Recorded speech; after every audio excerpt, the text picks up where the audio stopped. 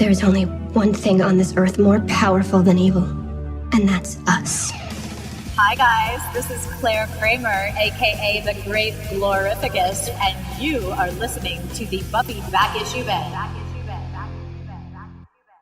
Welcome to the Buffy Back Issue Bin, the show where we go through all the Buffy and Angel comics that are canon chronologically. I'm Zach. And I'm Emily. And here we are, the final season so far, asterisk, depending on when you find the show. Yeah, season 11, just to clarify. Which also isn't fully done. No. Kind of, sort of. The main season is done, but there's going to be a Giles mini that comes out that's going to take place during the season as well that hasn't happened yet. You would know. Well, yes. I have the order in for the first issue, I think. So that means it's supposed to come out within 2 months? I think it's next month, because I feel like issue 2 is going to be in this month's order, because I haven't done this month's order yet. Oh, okay. I usually wait till the end of the month. Just so Alrighty. I have the most accurate numbers. You can go in and edit it before the cutoff, but it's just easier to do it all at once so you don't forget anything. Unrelated, I suppose. I suppose. Alright, Season 11.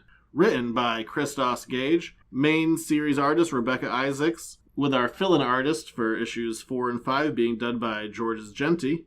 And unlike every other arc that we've done so far, at least since we've been fully consolidated to the Dark Horse side of things, this is going to be a 6-issue story. Season 11 as a whole is much shorter, only 12 issues. We're just going to split it 50-50, the way that some of the graphic novels do. I see you're still a little bitter about the Angel graphic novels. Today we're still playing with Buffy. Just completely upfront, because we'll get into it as it goes along. I love this season. This season, I think, is the best season of Buffy that we've ever had. This is the best stuff since After the Fall. I was going to clarify that it was Buffy that you loved in this season, but yes, you just did that. Thanks. You're welcome. I'm glad you're there for me. Well, you know, Marriage. we'll get there next episode. I almost said issue, and I really struggled with that. But no, I love this season. This season is so good. It's really tight, and I think the thing that really sells it for me is this is the first season that's really felt like it's had a purpose. Yeah, there's definitely no wasted space in this. Yeah, season 8 felt like, as much as I love season 8, it was kind of like, hey, it's a party and all of our friends are invited. Yep. Which isn't a bad thing. No, but this is definitely the opposite of that. It's very much... We have a reason to tell the story. Very specific thing that we're trying to tell you. It feels more like a movie than a television season. To a point, yeah. I can roll with that. In a good way. Yeah. In the best way that, like, when you're like, I'm in the mood for a movie, because you just want a total, complete story that is succinct and well done. Yeah, as much as I enjoy the comics as a whole, like, reading season 11 just feels like a breath of fresh air into the franchise. Like, it needed this season. Just giving everything kind of purpose again, more of, here they are, they keep getting older and doing things. Well, and even, I remember reading season 8 and feeling like 5 issues was a lot to get through, because they were 5 issues that didn't really have anything to do with one another, or they were 5 issues that, I don't know, that just felt very... You talk about that one-shot arc? All of them? Not all of them, that's totally unfair. But... it did feel like a lot to get through 5 issues, whereas this was a 6-issue graphic novel that I flew through. This is tight stuff. Whatever, let's start blowing it up and start talking about it. What are we doing to it? We're gonna stop blowing it up and start talking about it. Like a balloon? Do you talk to balloons? Sometimes. Do you? No. I do remember when I was a kid, I had like a Mylar balloon that lasted like 5 years. It just wouldn't pump. Who let you keep that for 5 years? You would never let me keep a balloon for 5 years. Well, you would never let me keep a balloon for 5 days. It was on a stick and I could put it in my toy chest. I was a young man. You still would not let me keep a balloon for 5 days. No, I don't care if I could put it in a toy chest. I'd pop that and be like, this is done. We're all You'd done. be like, your balloon died. I don't know what happened. It's adding too much clutter to the house. Oh my gosh. Anyway, back to the story. I'm anti-clutter. Are you? Hadn't noticed. Oh, really? Is that not a character trait of mine? That I hate clutter? In all fairness, we have a pretty clean house.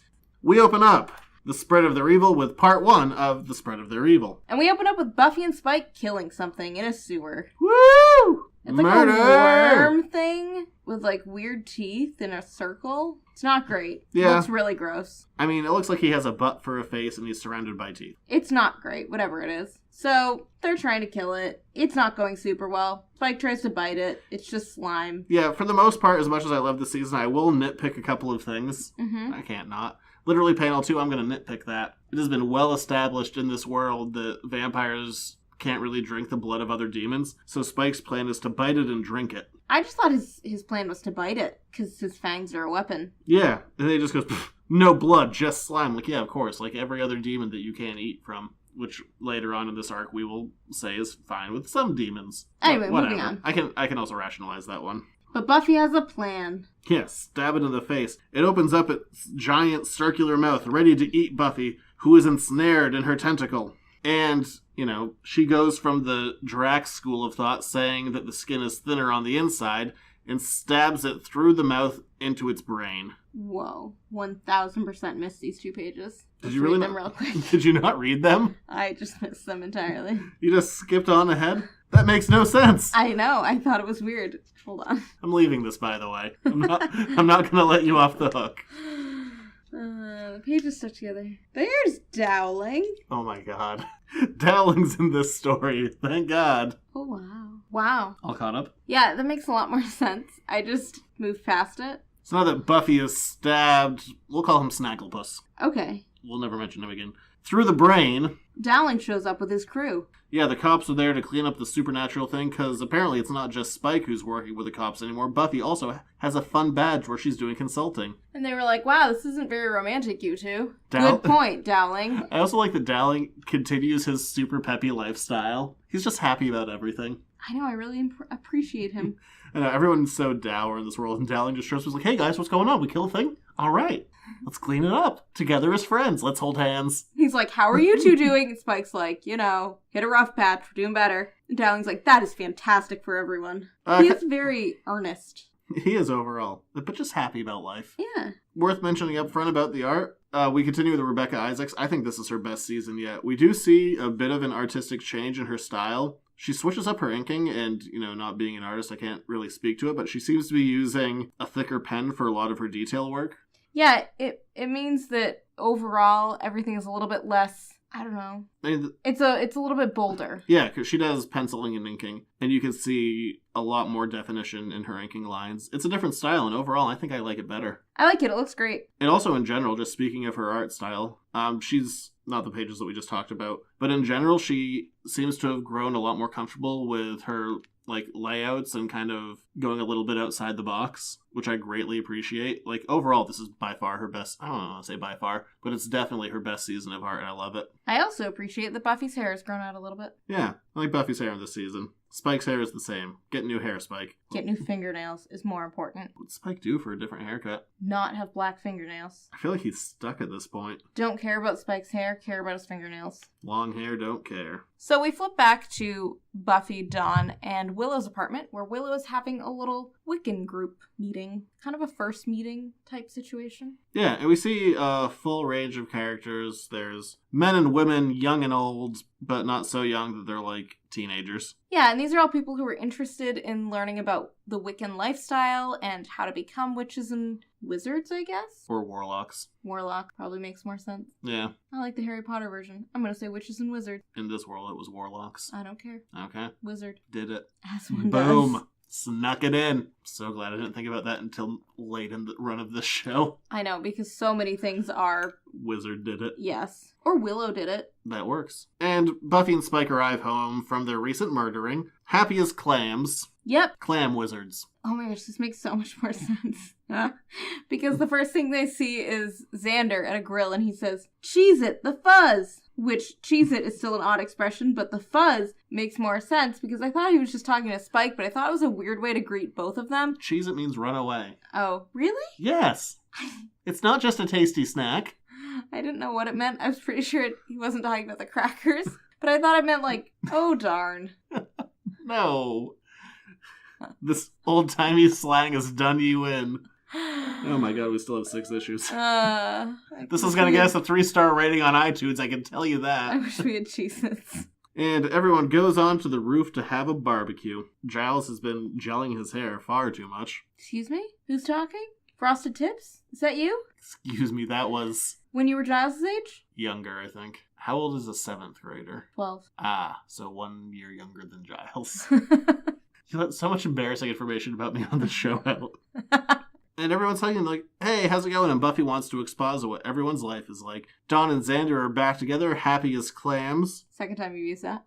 Is everybody as happy as a clam? I just hope someone's minding the shop. if we're going to keep reusing phrases. Dear listener, please feel free to listen back to our last episode. 2 episodes ago? Don't know. It was 2, because it was Yeah, Angel. yeah, 2 episodes. And Dawn mentions that she's getting good grades, and Buffy's like, oh, you're more of an academic than I ever was, being in your mid-30s and still getting your undergrad. She didn't say the last 2 bits. And Buffy's a little bit sad. Everyone's moving forward with their life except for her, because she's still basically been doing the same things since she was 15 years old, of just killing demons, fighting a big bad around May, and then taking a few months off. Yeah, pretty much. But that's kind of the whole point, Buffy. No offense. And so Dawn tries to cheer her up, and she's like, no, you literally shared your power with thousands of other young women, and you've changed the whole face of Slayer and then slaying. And then one very important line, you ran the Magic Council, meaning the Magic Council is all done. I guess they put in all of the rules of magic and it's fine. I kind of wanted to see that, but whatever, it's fine. I caught that too, and I thought it was so weird, and then I forgot about it because the rest of this arc just kind of flies along, and I was like, oh my god. Oops. But story-wise, good call to not try to exacerbate the story with a secondary line. And while they're having their roof barbecue, because I guess that's what you do in San Francisco. Yeah, or any big city. I don't know, we have a deck. We live in the opposite of a big city because we've got a rural development loan. It's fair. I yelled at a man on the phone. Anyway, moving on. All of a sudden a storm comes up. The X-Men? No. Aww. And Xander's like, the internet lied to me. It wasn't supposed to rain tonight. He must have been using the Apple Weather app. Yeah, I know. Burn! Got him! But I can't believe that you still use that. I also appreciate local and national weather services. I never look at that Apple Weather app. Anyway. Xander's like, quick, save the buns! Yes. And lightning rains down, but not just lightning. Also a dragon. And a dragon rains down. Is it Cordelia? No, it's purple. I think they meant like Shenlong or something. Something along those lines. Big old purple dragon. It's a Chinese storm dragon, by the way. He's all about the storms. Willow and Giles zap lightning at him. Doesn't do anything. They mention that water follows him as he goes, so he is coming into San Francisco, creating a tsunami as he goes. Buffy jumps on top of him with a scythe to try and kill him. Doesn't do anything. Yeah, stabs him in the face, because, in all fairness... It works with most things. That's the most effective attack there is ever. Stab it in the face. Instead, it kicks Buffy off. Everyone continues to fire. Buffy jumps at it again. It gets knocked off again. The dragon snorts. And then a weird thing that kind of bugs me about this arc, I think this might be one of my last nitpicks. So hey, we're getting them out early, I guess. Yeah. We turn the page and they're just like, oh, the dragon's gone now. When? He was literally there a panel ago. There was no visual indication of what happened. They're just like, oh, hey, he's gone. Why? Okay, honestly, it was the fact that the dragon was gone in that page, because it's a page turn as well. So you turn the page and the dragon's gone, that made me think that I didn't miss anything in that other one, because I was like, oh, we're just having a jumpy issue. Okay. Just going random scene to random scene. Yeah, the dragon's gone. No explanation. Do you see what I mean, though? No visual indication as to why. Or written word. No. But in its wake, there is still a tsunami in San Francisco. Yeah, dragon shooting blasts of energy, tsunamiing up the place. And so Buffy and crew, Spike and everybody else, the Scoobies, they do everything they can to try to save as many people as they can. But honestly, if a tsunami hit San Francisco out of nowhere, literally unexplained, unexpected, it would go about as terribly as this did. Yeah, everybody's dead. And they're moving walls and they're picking up cars and doing everything they can to save people, but you just can't save everyone. And that is honestly one of the most heartbreaking things in this first issue. Oh, really? Because the next 2 issues just raise my anxiety. I said in the first issue. In the first issue. And then we cut to the White House, where we see the vice president. But I think it's kind of interesting here is a lot of times what you see in, like, comics and movies and TV, like, you might not get, like, an exact, like, hey, this is, the exact president at the time, but you usually get, like... approximation thereof. Yeah. And this one is just, it's just an old white guy with a comb over. Yeah. From the vice president. And they're trying to figure out what to do inside the White House and what their reaction is going to be. The vice president just goes, I think the question before us is less how this happened and more what we're going to do about it. End of issue. Because, it's not going to end well. Yeah, because if there's any constant in Buffy, it's that the government is good and helpful. Yeah. So we turn the page to the next issue. Ugh. And we find out there's a press conference happening. And everybody has cats still in Xander and Spike's apartment. As they should. The cats deserve to live. Oh, the writer's a cat person. Good. Where's our cat? Is he down here? Remember he knocked something over in the other room. Oh, upstairs. Yeah, that's right. No, I thought it was down here. I think it's upstairs. We'll find out, I guess, afterwards. Charlie! Comes better when you call him. And before this press conference happens, the Scoobies have a little bit of a powwow where they determine that the dragon's arrival seems to be a deliberate act, that someone wanted to bring it there to bring in all of this chaos and terribleness, and it wasn't just like a random dragon being like, hey, how's it going? Right, it was an act of war. And then we turn to the TV where we see the new Secretary of Supernatural, Ophelia Reyes. Ophelia is also the funniest name out there. Is it? Oh, yeah. Because it has Ophelia in it, and you can make jokes. You're literally the worst. So. Ophelia. Also Shakespeare? So, the nice part is that the government has decided that the supernatural realm is important enough that it deserves its own cabinet position. The not so nice part is that our fun new Secretary of Supernatural has decided that there needs to be a census. Not like a Christmas census. But a census for all supernatural beings. And like to put them on a list. Yeah, and Giles is like, well, I guess that's logical. Censuses could be valuable. And Spike freaks out. He's like, if you're a fascist, it's fine. Also, I could never take the census seriously. My all-time favorite Three Stooges gag involves them being census takers. Huh. Mo goes up to a house and he opens the door. He's like, are you married or happy? A woman screams in the background. The guy who he's asking the questions to duck, and like a pot hits Mo and he goes flying backwards. He just gets up, kind of shakes it, and goes, married? I bet you happy you're married. Did you do the census in 2010? I don't remember. I feel like I just threw it away. Seriously? You threw away the census? You were in college. You shouldn't have. Wait, I wouldn't have been around. I didn't really have a mailing address. You were in college. They just brought it to your dorm. Oh, I don't remember. They brought it to my dorm. Anyway, you probably threw it away. I probably did. We both know the answer here. But for legal purposes of this podcast, I filled it out accurately and succinctly. Mailed it back in a timely fashion with the correct amount of postage. I feel like it's postage page. Anyway, I filled out the census for real, so that makes one of us. For real, I did too. For real, I'll fill it out again in 2 years when it comes to us. Not if I get to the mail first. You're not going to fill it out. Nah. Anyway, Willow's like, yeah, this is a terrible idea. Everything about this is terrible. And in San Francisco, they have a bunch of trailers set up to kind of house people who have been dehomed. FEMA trailers. Yeah, and it's kind of a free-for-all. Humans, demons alike are all staying together. I feel like I have those shorts that Buffy's wearing. They're from Nike. They do kind of look like your shorts. I know. I feel like I have them. And Buffy and Spike are around the trailers, helping out. They overhear a bunch of humans beating up a demon. Yeah, who are telling him to go home, go back to his country of origin. More or like dimension. Dimension of origin. Look, as much as I enjoyed this arc, a lot of it's a little house. Yeah, so they're blaming the demon for all of the troubles that have happened to them, even though the demon is just as much a victim of the random dragon tsunami as anybody else. He's like, I was exiled, I can't go home, they'll kill me. And one guy, and I will refrain from harsh language about him because I hate this guy. This is a generalization of a guy who doesn't understand the difference between tolerance and acceptance, which I think is kind of a big old problem currently in the world. Mm-hmm.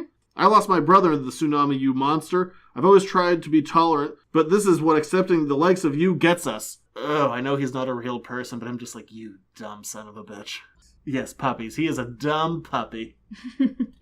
This arc just... The interesting part about this arc is that it came out right as some other things came out in the news, like within the same week. But because it's a, comic that published comic, it gets done months and months in advance. It was just the timing of some of this stuff couldn't have been worse, better. I don't know which one. One of those two, definitely. More on the nose. Yeah. And they start beating the demon, only for Buffy to grab the piece of rebar that they're doing it with, to take it and twist it, and then Buffy and Spike beat up the mob. Just enough to send them away. They're not actually trying to hurt the people. Yeah, which works for this world, but this feels a little Rocky 5 to me, where they're like, hey, guess what? Violence is the answer. Rocky 5 is never the answer, so let's not... Rocky 5 is never the answer. So let's not dwell on that. In all fairness, their ring is also outside. Oh my gosh, we're all done with that. And right as Buffy is breaking all of this up, a band of slayers arrives led by a girl named Jordan. Jordan is tall and buff. Yeah, and Jordan comes up to Buffy and she's like, hey, we want to recruit you because the government finally realized that all of this is falling apart and we need slayers whose job it is to protect the people from the demons. Yeah, which kind of makes sense. I mean, they're not working for Deep Scan anymore. That's where they originated, but now the government's not just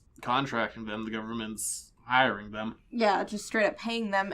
And Buffy is like, no, I refuse to work with people. The government. Yeah. But in all fairness, how it all shakes out, Buffy's definitely in the right. But coming from Jordan's initial proposal, it definitely feels more like, I mean, back when people didn't know that demons existed, they're basically doing what Buffy did. Yeah. It's just that now that people know that demons exist, demons aren't given any right, but whether or not they should is on... Anyway. Yeah, it brings up interesting questions in the arc, like where do things fall? Like, if there's going to be a Department of Supernatural Affairs or whatever, like where does that stand legally? We've talked about this a little bit on the show, like how does killing vampires and other demons actually fall into place? Like, are you just a murderer under the, like, eye of the law and stuff like that? Well, and they don't answer those questions either. They're just like, don't worry about it. Yeah, and in this world, there's always been nice demons that Buffy and Angel and everybody else have always let live, but we've never really dealt with the fact that anybody besides Buffy and Angel and whoever else had the power to decide what rights those demons got. And they all go back to the apartments, which thankfully haven't been flooded, where Andrew comes in and he's like, hey guys, how's it going? I'm fleeing the country. I'm going to Italy. Which we've seen him in Italy multiple times. I'm really with Andrew on this one. Take me, Andrew, and we'll be gone. And I'm a little sad Andrew's disappearing because I think this is the best art we've had on Andrew's face. Yeah, he looks great. Yeah, as far as like looking like the actor and all that, it looks really good. And the other thing I really like too is that's a very Andrew move to be like, okay, I'm gonna get out before all of this blows up in our faces, and I really appreciate all of you guys. Does anybody want to come with me? Is anyone moving to Canada? Italy. Oh, okay, sorry. Please, we would move to Italy. You'd get an Italian passport pretty quickly. Yeah. Hopefully. I imagine I would. Your mom would. She'd let us stay with her. I'm pretty Italian. Your mom's more Italian. Literally, she actually can get a literally passport. double the amount of Italian that I am, yes. Yeah, she can actually get a passport, so we'd just go stay with her for a while. Change my last name. Cool. Does that mean I have to change my last name? Yes, you have to become Italian now. Do I become Amelia? No, we just switched the last name. We have an Italian last name. But why wouldn't I change my name to Amelia? I don't know. Then it would all be all Italian together. Anyway. And Buffy's like, this is dumb, we're not going to run from a fight. And Andrew's like, I am. Deuces. I'm really with Andrew on this one. There's no good answer, and so he's like, I'm going to a more enlightened country. Good job, Andrew. Okay, bye. The press secretary comes out and says that unauthorized use of supernatural powers is now a crime in the United States. Any use will be designated as against the law. And the only way that you can have a designated use of supernatural powers is by registering with the census. Yeah. So they bring up a really good point. They're like, what counts as use of supernatural powers? Is it... Yeah, Giles mentions that it's incredibly vague. Yeah, and so they're like, is it when Buffy uses her supernatural strength to carry groceries? Is it, Willow just existing with magic even if she's not technically using it? And Willow gets a text and then she immediately says that she has to leave. And we see the apartment of Calliope and Linda. And Calliope is one of the Wiccans in Willow's new little coven group, who also happens to be a lesbian. Right. And they get a rock thrown through their window. Calliope's on the phone with the police.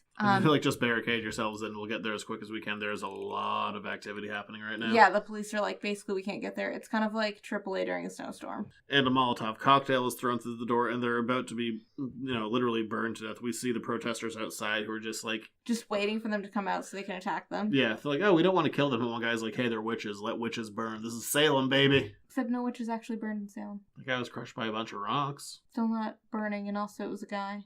Whatever. I used to know his name. We saw that wax museum. We did see the wax museum. I've been to that wax museum twice. And it was fantastic both times. I liked it better the first time when they had like old-timey voice boxes that were really broken. And also all the fingers had fallen off. There's a reason they revamped it. Ew.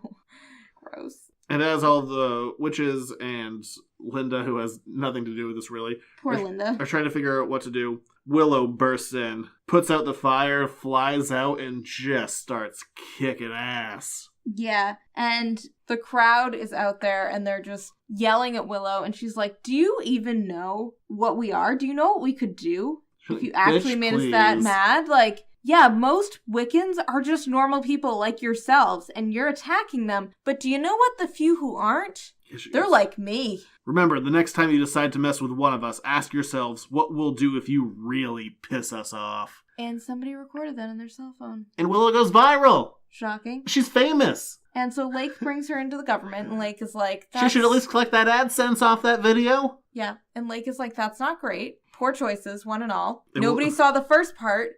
They where you only were saw saving people, where you were yelling at a crowd and shooting blasts of magic at bystanders. Right. And Lake is like, look, we don't really know what to do with you, but... I don't like her tie. No. And she's like, but look, here is the new supernaturalist secretary. But no, look, she has a blazer and then a very dark shirt and a very dark tie. I don't like the dark tie on top of the dark shirt. If you're going to wear a dark tie, like, it shouldn't be against a dark shirt. If you're going to wear a dark shirt, wear a lighter colored tie. And in Willow and Lake's meeting, you know, Lake, her ex from last season, Ophelia Reyes, the secretary of the Supernatural, comes in. And Ophelia's like, look, you're very well known. You're very powerful. We'd love to have you on our side, aka the government. And Willow tries to negotiate her own rules of the deal. She's like, well, maybe if I could stay anonymous, be my own boss. And Ophelia, funny name, is like, yeah, no, that ain't happening. Do you mean autonomous? What did I say? Anonymous. Probably she wants to be anonymous too, but definitely autonomous. Yeah, definitely both. And so Willow gives her some massive side eye. Side eye!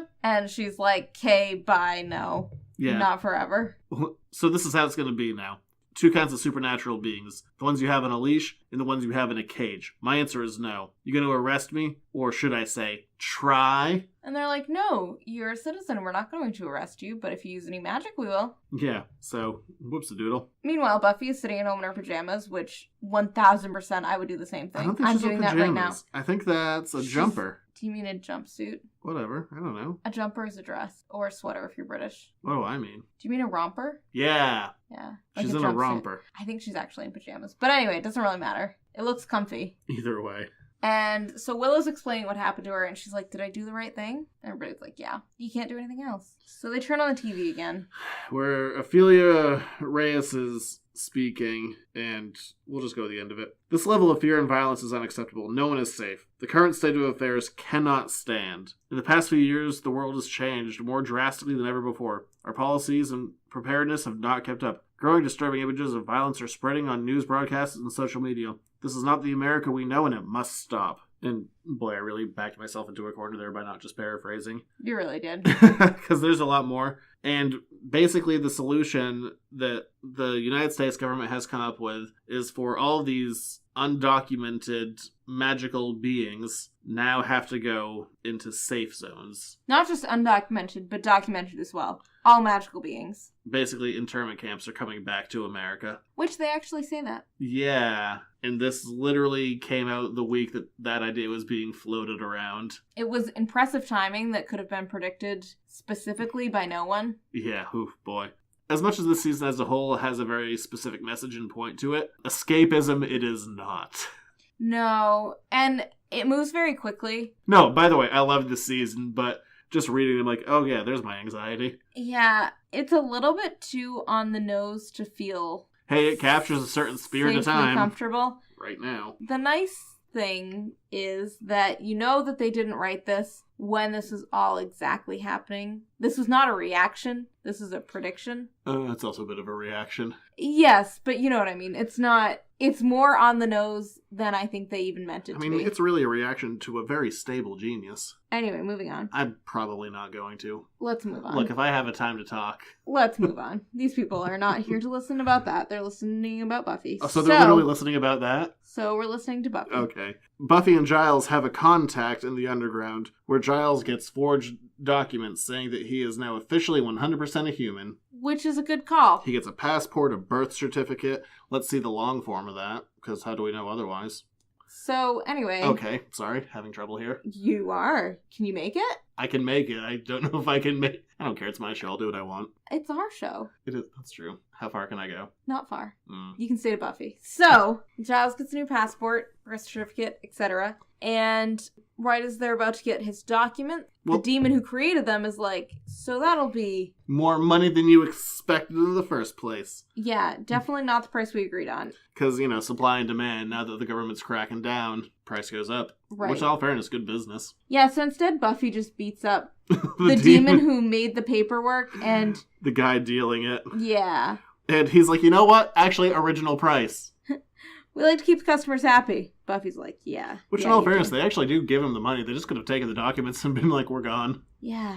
But I guess they're being fair, so good for them. But it does seem to work. They got Giles into the system as a normal human being because also Xander and Dawn get checked off as normal human beings, even though Dawn is a key. I mean, a wizard did it, but she's fine. Yeah. She's human enough for them. I don't know. Yeah, I mean, she has all of the necessary documentation. On her birth certificate, wouldn't have said, like, mystical key. Right. And I guess she doesn't have, like, normal magic, so... Because they seem to have magic sensors, but she would not really show up as a magical... Except now that we know that she has powers to open up being. Doorways. It doesn't super work, but we're not going to dwell on it. She is cleared. They literally gave her powers at the end of the last arc. Yes, they did. Yeah, I remember that. I was there. And Giles now has to go to school. To 8th grade, like a normal 8th grader. And he's terrified about this. And find out more in the upcoming Giles miniseries that hasn't not been released yet. That's true, I never really thought about it. That's what that miniseries is going to be about, isn't it? 8th grade. Yeah. I teach 8th grade. Because we can't have a Buffy story that doesn't get us away from high school. Guess not. Or younger. That's middle school. But Spike walks in and he's like, hey guys, so bad news, got fired from my consulting job with the San Francisco Police Department and also got a ticket to the safe zone, so... Not only am I an illegal immigrant, I'm also a vampire. Bad news, everybody. I'm a double illegal. Yes. Bad news for everybody. And Willow is also supposed to go to the safe zone, but they have a little bit of time. They have until Friday to kind of get their affairs in order and say goodbye to everybody. Only for a bam, bam, bam at the door. And that's a knocking noise, by the way, not a gunshot. Well, it's like a pounding on the door. And who is it but Jordan, our new least favorite person? Our super tall and super buff Slayer. Yes, and she's like, okay, so I'm here for Spike and Willow. They have 15 minutes to get their stuff together, and then we're all going to the magic zone. Yep. Not what it's actually called, the safe zone. They evaluated flight risks, and Willow and Spike both made them. Slayers... Fair, you know? Yeah. They would. They should. Yeah, if this was real, they would 100% be on that. Buffy is exempt from it, because I guess Slayers, for whatever reason, because some of them have signed up with the government. Right, and they're humans, and so they're sworn to protect people from demons, so I guess they're still exempt. Anyway... Buffy's allowed to stay, but Spike and Willow need to go. Yeah, and Buffy's like, this is ridiculous. She takes it just as well as you'd expect her to. And Jordan gets in her face. She's like, yeah, you used to be one of us, and now you're just soft. Now you have a vampire fetish. Once you go Drac, you never go back. Am I right? Does she actually say that? She literally says that. Wow. I must have skimmed over that particular bubble. And Buffy does what you think she would do and just tackles her. Yeah. Down a flight of stairs. Hard. Yeah. Apparently the apartment's been repaired since DeHoffman ripped off the roof. Well, it's been a little while, right? A couple months, they mentioned. Yeah. So... Get together quicker than our post office. Oh my gosh. That burned down like a year and a half ago. And there's... See, it's not even plowed after the last storm. Oh, they're not. So nobody's working on it. No effort. We're going to hit the 2-year mark before they even start construction. I know, because it burned down during February vacation. Because I was home. Yeah. So I was like, why are there all those sirens? And you're like, don't know, don't care. And then I looked it up on the news and I was like, our post office is burning. And you were like, don't know, don't care. Remember our shard mail? Yes. That was so weird. Anyway. The two of them have it out in a pretty spectacular fight scene. Yep. Buffy calls her a bully. And an amateur. Yep. And Jordan's like, whatever, I'm going to blow things up. They blow at a wall where Jordan has backup, both magic and Slayer alike, and we get a pretty fantastic group shot of all of the Scoobies ready to go into battle. Sorry, do you like it when people are all lined up, ready to go to battle? I love a line! Except this line is not going to go that well because there's no real good way for this to end. They fight each other, but... Potentially to the death. They say that lethal force is encouraged. But Spike can't stomach it, and so he calls it off pretty quickly. And By he's flipping a car. He's like, I'll surrender, I'll go. You really glossed over Spike flipping a car to be like, no more violence or property destruction. Oh no, the car. Well, if a car is kind of the least of everybody's worries in this issue. Arc. World. And Spike surrenders. He's like, I can't have any violence because of me. And Willow agrees. She's like, I'm going to go too. So they do. Ready to surrender. And Buffy gives not the finger I would expect her to give and points at Jordan saying that goes, no Slayer exception for me. I'm going with them. And Jordan's like, fine. By all means. Do whatever you want. You still get your 15 minutes to pack.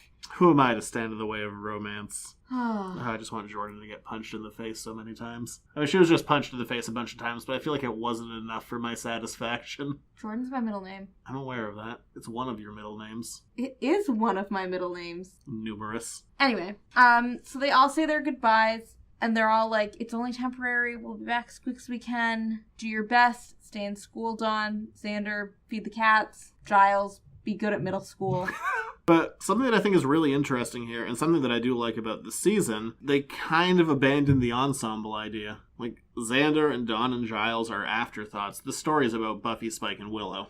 Okay, so you love a good ensemble piece, and I do too, but I appreciate it for this because it was just tighter storytelling. Yeah, there's one really important story, and then whatever else is happening on the home front would be whatever else is happening on the home front. It would not be anywhere near as compelling or important. And for me, it's always interesting to me when this type of story kind of like catches my attention.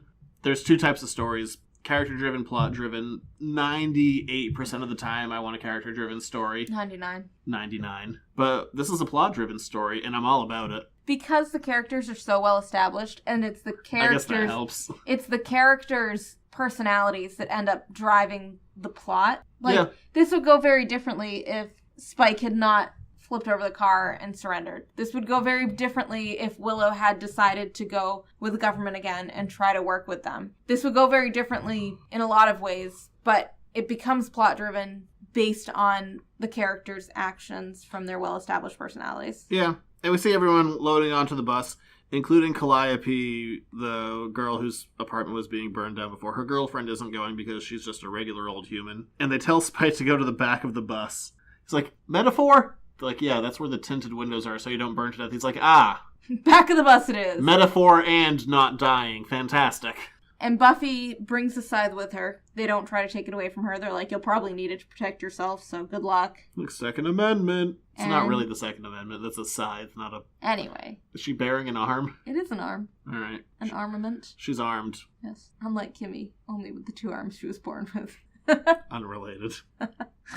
We've watched a lot of Kimmy Schmidt again. And I haven't been watching it. It's been You on. have been watching a lot of Kimmy Schmidt. It's been kind Every of time there. I look at you, you are looking at Kimmy Schmidt or Titus Andromedon. TV's too loud. It's hard to read. Okay. And then we start part 4 with our fill-in artist, George's Genty. And if you're going to have a fill-in artist, then why not go back to the motherfucking OG? Because it's good to see his art again. The mother fudging? Yes, dear. You've watched a lot of Kimmy Schmidt. Let's go back to that again. And so... Come on, do you not love it? I do love Rebecca Isaacs. I think that her and Christos Gage have a wonderful collaboration, and I enjoy what they do. But it's really good to see George's Genty back. I'm equally pleased with both of them. I think they do a great job. And they have different styles, but they work together well enough that it is not a shocking change. Do you know what I mean? It doesn't take you out of the story. No, there's not... In a pleasant way. It's a change. It's a stylistic difference, but not a tonal difference. Yes. Well done. And we start part 4, where Spike and Buffy are in the middle of a conversation inside of a trailer that they have inside of the safe zone. They have their own trailer. They never establish how trailers are kind of... Designated? Yeah, but I assume that they beat up some demons and said, get out, this is ours.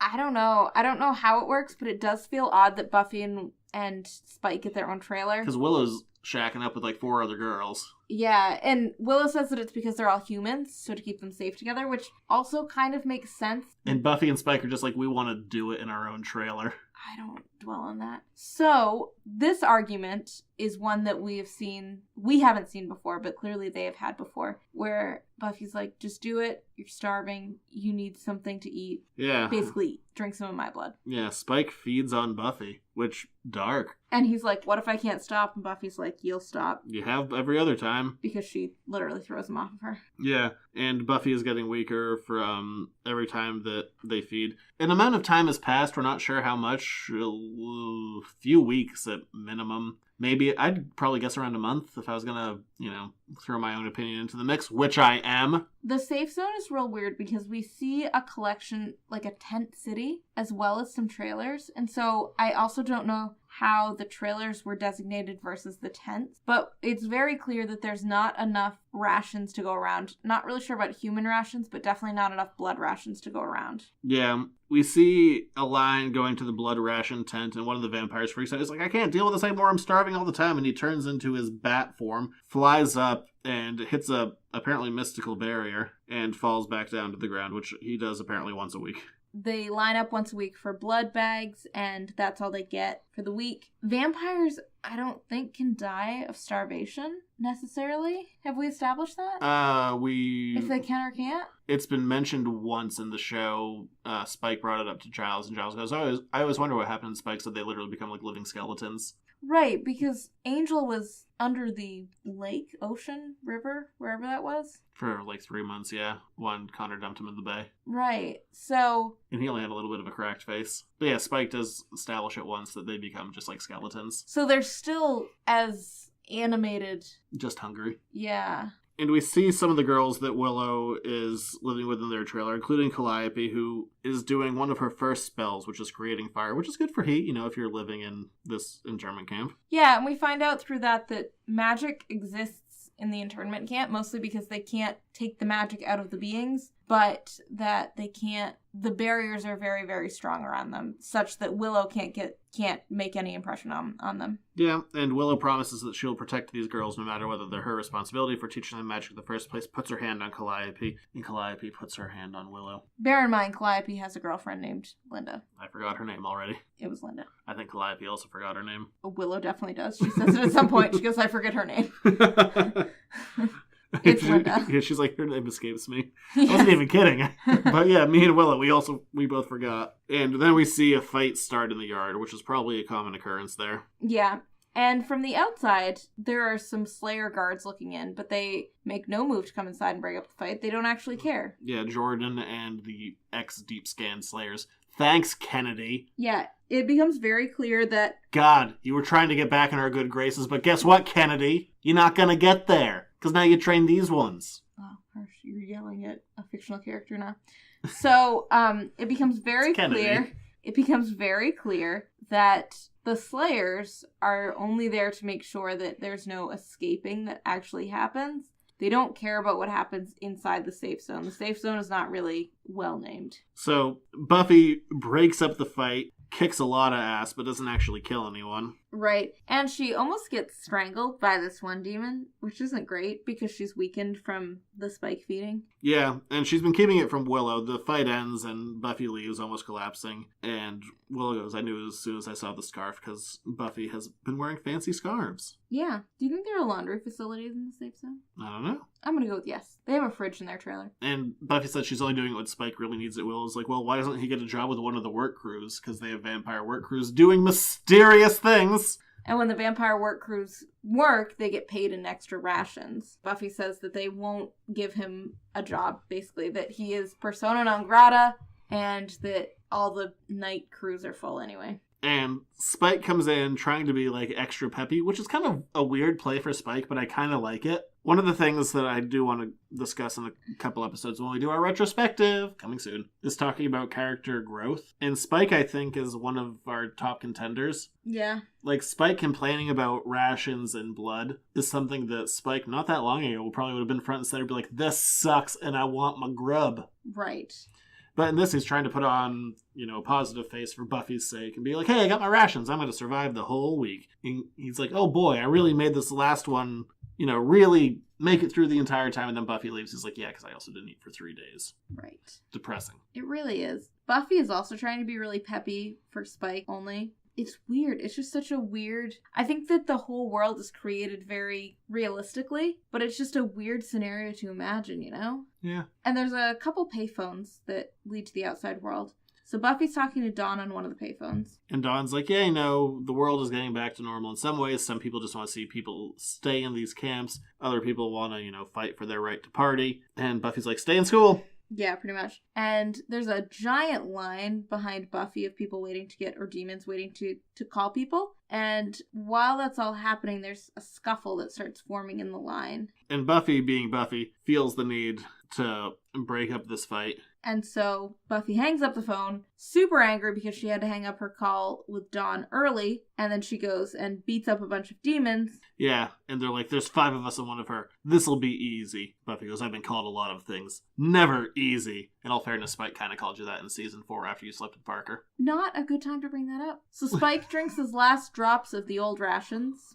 And then Chewbacca comes to get him to tell him that there's a Slayer fight. Does that look like Chewie? A little bit, yeah, but with pants. It's definitely Chewie with pants. And no bandolier. So Chewie comes and tells him that there's a Slayer fight. Spike runs out to go help Buffy, save Buffy, but it's not quite dark out. So he is smoking. Quite literally. They start beating things up. And Spike rips a door handle off of one of these trailers. It's a few feet long. And just starts cracking everyone across the face and It's stabbing metal. them. I feel like we should mention it's basically just a metal bar. Yeah, he's beating all the demons to death that Buffy isn't getting. And bites one of the Cyclopses in the neck, starts drinking his blood. And they do talk about in this arc how, they haven't mentioned it yet, but like certain breeds of demons aren't natural, like Cyclopses and Centaurs and mermaids, how they're kind of human. So Spike goes for the kind of human one and just tears his throat out. Yeah, and just starts drinking his Drinks blood. deep.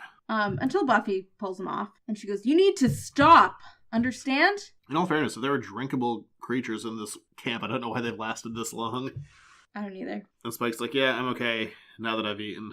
They go back to the trailer and they're kind of licking their wounds. They're concerned, like, what are we going to do? This is all bad. And Buffy's like, one of these times you're not going to be able to stop. You're not actually going to stop at all. Including on my neck. She doesn't say that part, but it is implied.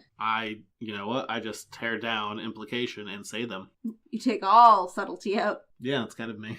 Very much me. So Buffy goes up to Jordan and she's like, look, if I work for you, can I get extra rations for Spike? Like, I don't care about me. I care about Spike. And she's not going to become an outside guard. She's going to become what they call a trustee, someone who works on the inside to try and keep the peace. Marriage. Not great. Marriage in sync. Boom. Fist bump.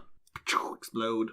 You didn't explode. No. I did. You did. And Buffy comes back with her second badge of the arc. And this one says, Trustee Summers. And I do love it, because I've said it before and I'll say it again. Christos Gage knows his Buffyverse. She comes back and says, well, my aptitude test did say I should be in law enforcement. Yeah, it did. Season 2, baby! I also like that Buffy gets like a Kevlar vest for this. Yeah, also helpful. Better for being punched and stabbed in the ribs. Yeah. Issue 5 begins once again with George's Genty. And a fight. Yeah. By demons. The Buffy's there to break up in her Kevlar vest. I did kind of miss this with his art style. He always had a very stylized vampire bite. Like, it wasn't your traditional one. It's almost like the jaw is unhinged. Yeah, I kind of miss that. Yeah. It was more, he did it more with the zombie-y stuff, but seeing that in panel 1, I'm like, oh yeah, I kind of miss that. Yeah. I like his stuff. Anyway, Buffy's there to break up the fight between this vampire and the demon that it's trying to attack. Yeah, the vampire's like, what could be better than the blood of a slayer? And then you know what? Just continuing with awesome action scenes in this arc, we have an awesome action scene. I love this fight. Yeah, Buffy just beats everyone up. She dusts the vampire. But, oh, you're skipping over the greatness of it. Oh, sorry. The vampire punches the kind of the side of the scythe, doesn't quite get it, ends up flipping it into the air behind Buffy. It lands axe down, so the stake is facing point up, and Buffy just picks him up, flips him over, and in probably my favorite image we've ever seen of dusting in the comics. It's fantastic. It's true, because among the dust you can see his eyes and part of his face still. And his teeth and all this. It's an amazing dusting image. Yeah, and his eyes are bugging out because he's like realizing what's happening. Dead. It's fantastic. What a great action scene. This is really our second great action scene of this arc already. Yes. And the ogre who's been stirring up trouble all along. Like, she just gets to murder us inside of our own camp. She's one of them. Blah, the Slayers. Yeah, she's just a traitor, blah, blah, blah. And Buffy starts to notice that ogre, whenever he riles people up, he disappears pretty quickly when the fight actually starts. So she locks that away. And she goes back home to see Spike. He's like, hey, rough day. And Buffy's like, when is it not? We live in an internment camp. Yeah, and she just starts yelling at Spike. She's like, I try to do my job, and I'm a Benedict Arnold and a traitor for keeping everyone safe. And then just yells at Spike. She's like, you know what? This all sucks. Let's hear your good plan for getting us out of this situation. Spike is the most mature person in this whole world right now. God, that's... oof. True, though. I know. Weird, but true. And Buffy's like, you know what, I'm sorry, and gives him a big hug. And I love this hug. Look at that hug. That's such a real hug. It's such a real hug. And she's like, a vampire just tried to bite my head off, and I thought I'd return the favor. I'm sorry. And Spike is just holding a coffee mug full of blood, and he's like, it is too early for this. He doesn't actually say that. I love his face, though, and just his reaction of, like, holding the mug out. He's like, don't spill it, don't spill it! See, I thought his face was more like, just, I don't even know what to say to that. Oh, I took it as, it is too early for this. I took it as, I have no answers for you. Either read works. I guess, yeah. Mine is a little more flippant. Yes, as it usually is. And we find out that Willow has managed to get some of the witches out of the safe zone because they haven't shown any magical capabilities yet. And it turns out that if they show no magical capabilities, that... Despite being part of the Wiccan group, that they can get a pass to the outside world. Right. As long as they never do it again, and Willow meets with Lake, who she's been in contact with, and she's like, yeah, you just have to sign this documentation saying that you won't practice magic ever again under penalty of imprisonment. Yeah, and they're like, so I can't practice my religion? And Lake is like, look, it's not my call. Just don't actually do any magic. And Willow's like, hey, there's a few other girls in here. They can't do a lot of magic, like nothing that's like worthwhile. Can we get them out of here too? And Lake's like, no, absolutely not. So then Willow has another idea. She's like, if theoretically one could drain them of their powers. Siphon, if you will. Wow.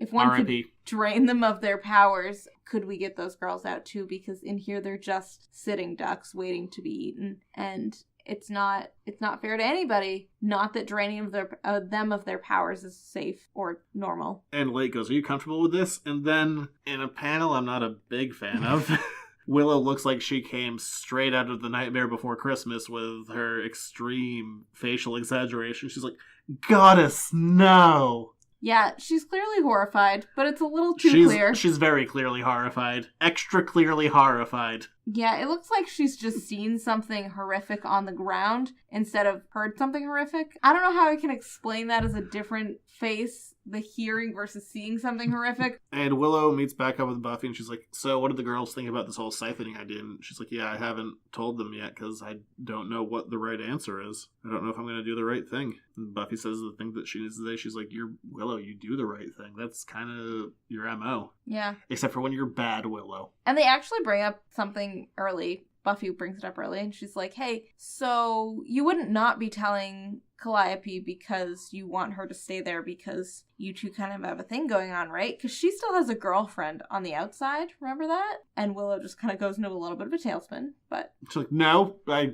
don't have nothing for no one. Maybe. Not. Hopefully not. Would I do that? The answer is probably. And the two of them go to Willow's trail, where Calliope also lives, side note, so, you know, tension. But it's Willow. I guess there aren't 5 Slayers. I guess it's 3 of them now. Yeah, because Willow just got rid of 2 of them. Yeah. And Willow mentions that she's heard some rumblings of an uprising. And they go to Calliope, they're like, yeah, we know you know. We need to know what's happening. And Calliope's like, why?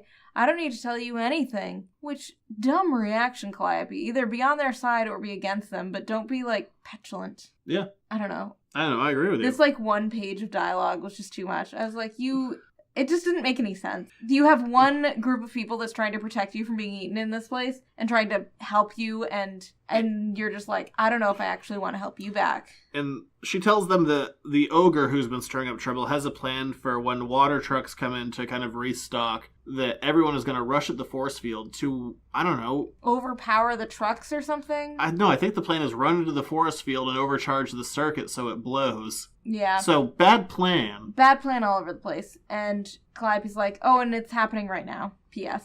Well, she said today.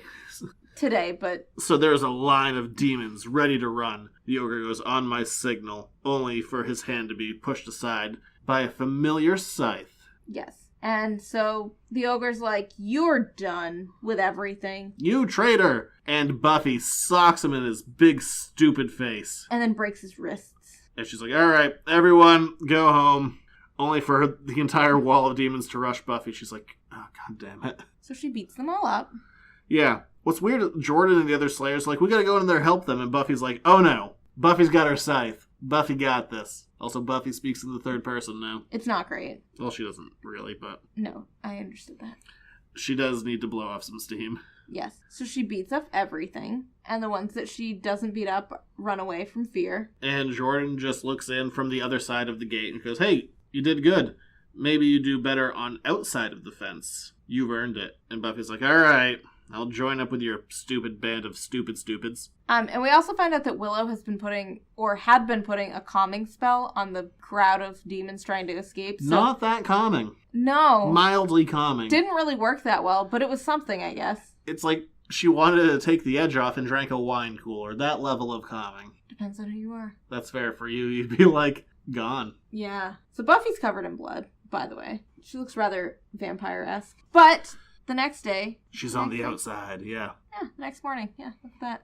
She's on the outside, and Jordan's gonna let her go and be a work crew guard. Basically, she's walking with the demons to the factory, seemingly across the road. Yeah, and Jordan's like, I'm not that worried about you, betraying us or leaving, because we have your Bithel and your BF inside, and also if you run away, it's just a bunch of desert, and you just die of dehydration anyway, so, Good luck. Either way, you're screwed unless you actually work for us. Buffy's not pleased, but she does it anyway. So she goes to the factory and she sees, hey, they're making machinery parts. Yep, and she goes and visits each part of the factory, which is kind of weird that they'd be like, please, Buffy, have free reign. Yeah, and then she goes to the technology part where they're coding things and they don't know what it's about. And then she finds a restricted area where they are willing to shoot her in the face. Turns out that none of the vampires or demons working on things know what they're actually working on. They're just doing what they're told, but... They're working on individual components. They're not sure how it all connects to each other. It sounds like that serial killer from that book you have. Devil in the White City? Yeah, that one. Yeah, it does. Serial killer. And we see how hardcore things are outside as a demon tries to steal a jeep. There's been an issue with the aquatic-esque demons who are all living like in a pool together, and conditions are bad because they've all just been shoved together. He's like, hey, are you going to help us? She's like, I passed the message on. Deal with it. So he steals their jeep, and they blow his brains out. I'm not sure what he was going to do with the jeep, honestly. I think Run it was away. more of a suicide mission. I think he was trying to escape. Do you? Yeah. This reminded me a lot of Shawshank with the rubber bullet scene. Yeah. You Because- made me watch that one time. Made you? I wanted something light and fluffy, and you were like, you've never seen Shawshank? When do I ever like, you know what would be great? A nice, serious movie. Yes. Random aquatic demon swam through a mile of shit and came out clean on the other side. Was that an impression? That was Morgan Freeman. Was it? Okay. It didn't sound at all like that little girl. Mostly. There you go.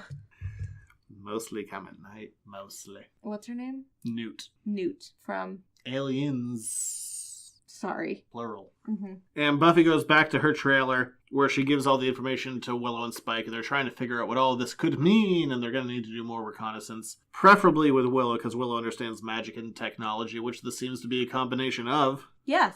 That thing that she used for the very first time last season. Not the first time. Whatever. You know what I mean. Or I know what you mean. Continuity. Is your favorite thing. I think good storytelling is my favorite thing. You really enjoy continuity. I do. They kind of go hand in hand. I feel like you would not call it good storytelling if it were not full of magical continuity. I don't know, I'm pretty on board for Evil Dead, and that thing is all over the place. And the old Universal Monster movies, those things have no continuity. So you were nostalgic, or you like continuity. Evil Dead's still happening, baby. Season 3 coming soon. Yeah, but it started before you were born. Oh yeah, way. No, not way. Marginally. Sorry, who's turning 30 this year? Who's turning 30 in a month?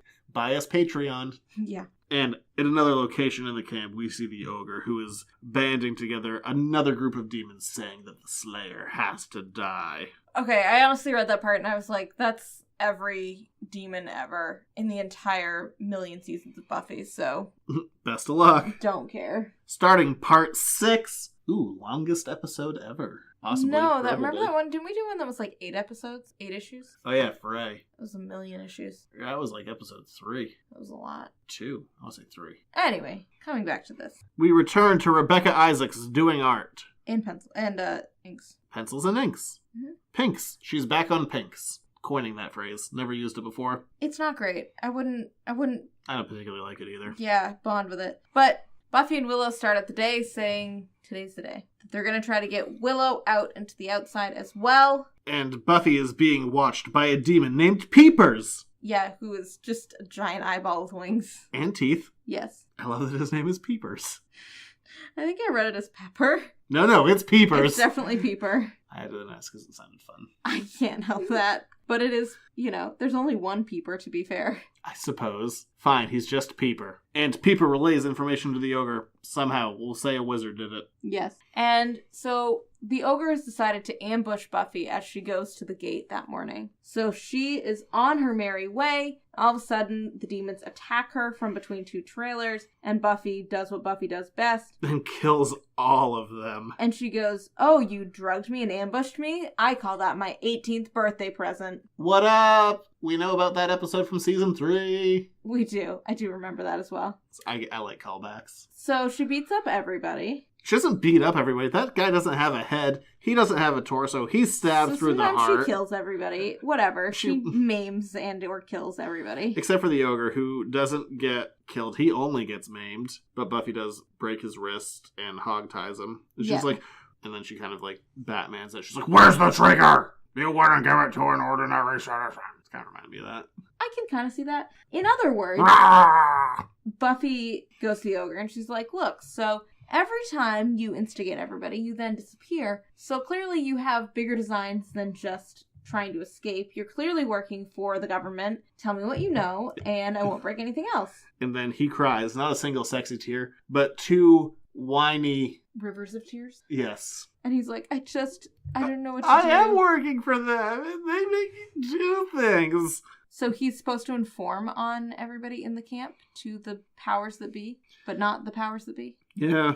And with that information, knowing that, the government is stirring things up, we cut back to Willow and the other girl's trailer where she sucks the magic from 2 of the remaining witches, leaving only Calliope. Willow is kind of, putting it off, jazzed up from, her magical high. Don't get Willow near those magical highs. She goes bad Willow. Real quick. And Calliope's like, "Hey, I think you're doing the right thing. Let's make out." And Willow's like, you have a girlfriend, so this is the leave, part, yeah. But also, don't tempt me anymore. Yeah, she's like, "You have a girlfriend whose name escapes me at the moment." Yes. And Calliope leaves, which is weird because she lives there. Yeah, I don't know where Calliope goes. She doesn't just go to her room, I guess. She doesn't really have enough magic to protect herself, so good luck, Calliope. Hope you don't die. And we hear a knocking on Willow's door. Willow thinks it's Calliope, and Buffy's like, "Hey, it's just me. I'm bloody and bruised. I'm dying. Clean me up." But not really dying. And Willow's like, "Oh, thank God, I have somewhere to put my extra mojo," and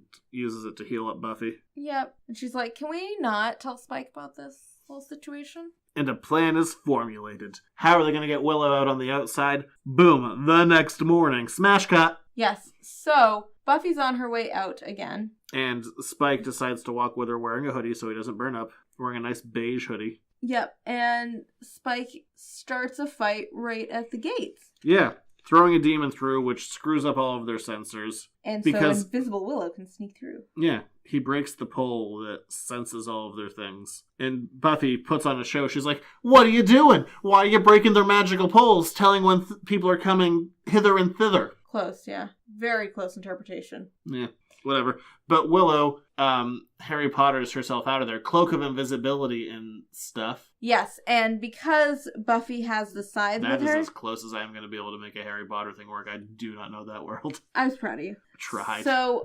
because she's more Dumbledore, because Dumbledore doesn't need a cloak. Anyway, because of the scythe, Willow's magic is pretty undetectable. Yeah, the scythe... As long as she's right next to Buffy. The scythe is a relatively magical thing, and any scan, even though Spike just broke the damn thing, would probably not register Willow as a separate entity. Right. They would just think it was the magical scythe. And Willow goes about, sees all the things that she needs to see, and gets back inside of the cage before they ever know that she's gone, and she is never detected. She pretty much comes to the same conclusion as Buffy, that it's something magical and scientific that's a machine, that all the parts are being built in different areas, so they're meant to work together. But what it's for...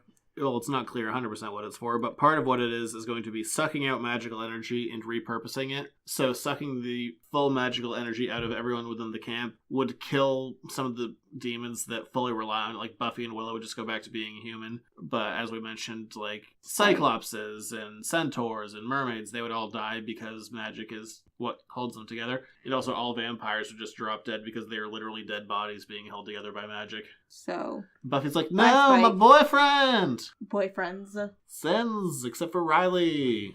So, not a great thing. So, Buffy is more convinced than ever that what they need to do is to break out of there and destroy whatever this is, even though Willow very cleverly brings up the fact that they just move the operation somewhere else. But... yeah, they need to destroy all of the components no matter what. Yes, so that's the end of 6 issues. Whoa, we're halfway there.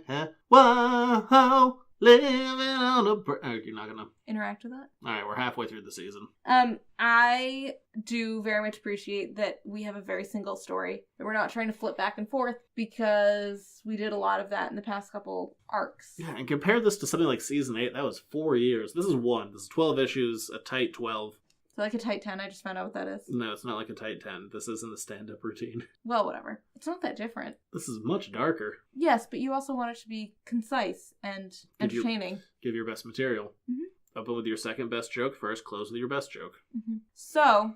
And that's how comedy works. From having to describe things like what's going on with Dawn and Xander versus what's going on with everybody else at home, blah, blah, blah. I really appreciate that we have one concise story that is not trying to split its time. No, I love this season, and when it started coming out, just immediately I was like, my reaction to the first issue was like, this season has something to say. Because if you go back to all of the seasons of television, you can always kind of like boil it down to like, this season has a very specific message. Your reaction to me was, this is the best that this comic has been possibly ever. Yeah, toss up between this and After the Fall. But again, that was even Angel. Yeah, so I mean, if you want to stick to the Buffy side of things, I think season 11 is the best this has ever been. Which, considering they've been at this for a decade, says quite a bit. That's not bad. No. No, and we'll talk about it in the future. Like, one of the things I want from this franchise is for it to end. Mm-hmm. Which sounds harsh, considering, like, it's the best it's ever been. End it. No, you want it to end well. You don't want it to go out on a... fizzle. Yeah. You want it to end on a high note, on their terms. Better to burn out than to fade away kind of deal. Yeah.